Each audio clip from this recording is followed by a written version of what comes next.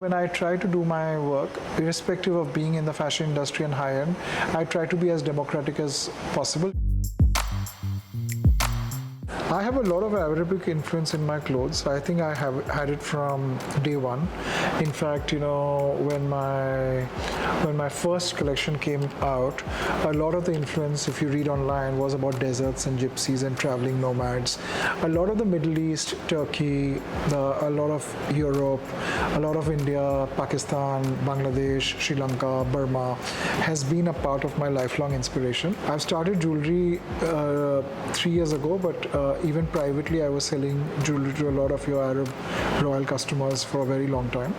So I think I understand the market, and while the jewelry addresses the Southeast Asian demographics and weddings here, but there's a lot of already established Middle Eastern customers for whom the jewelry is also being brought and curated for them. When I try to do my work, irrespective of being in the fashion industry and high-end, I try to be as democratic as possible. If I cannot be democratic in terms of prices, I like to be democratic visually in terms of accessibility.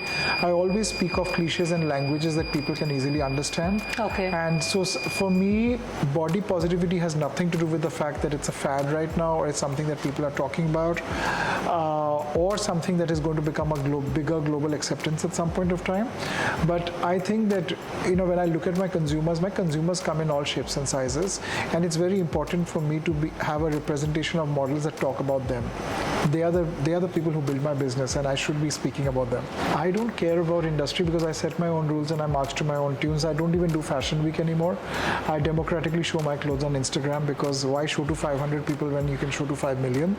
And I think that when you want to create a visionary brand, you don't really have a proof of concept. You don't have a proof of concept for product. You don't have a proof of concept for marketing, because you literally have to reinvent the wheel and start from scratch. I have never shied away from anything, whether it's gender fluidity, whether it's body positivity, whether it's skin color, whether it's embracing culture in a very modern way. When I talk about the consumers today, they are very well educated, very well researched, very well connected.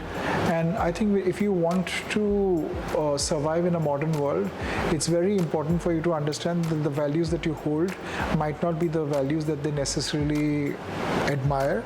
It's important to be able to, through osmosis, create a sort of bridge between the old and the new. Well, and that's brilliant. We work very hard towards doing that constantly. I think we are going through both maximalism and minimalism at the same time. There is going to be no middle path.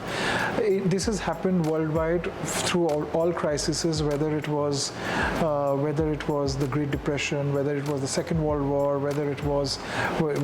even if it's a pandemic right now, there are going to be two kinds of people. One kind of people who will have seen the suffering and they will learn from it, and they will say that we need to be responsible. So there are going to be people who are going to be ethical shoppers. There are going to be people who are going to talk about sustainability. There are going to be people who are going to talk about ecology, circular economy, recycling, upcycling. And there is going to be another sort of customer who are going to say there's one life to live. Let's just blow it all up, and let's just be reckless.